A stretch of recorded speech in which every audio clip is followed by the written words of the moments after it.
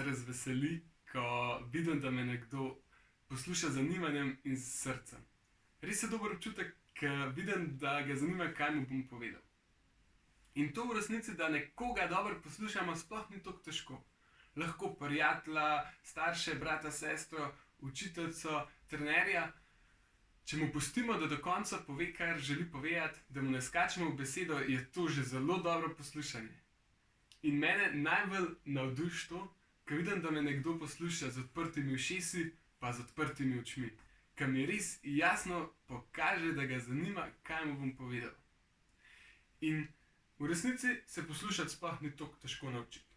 To je, kot da bi se naučili brati ali pa pisati. Tako, kot že znamo, ko se naučimo v osnovni šoli. In tega se res lahko vsak nauči, in če ti to še ne gre dobro, te vabim, da se mi v tem tednu pridružiš in se trudiš čim boljš poslušati. Kar korajžno, se nam bo šlo.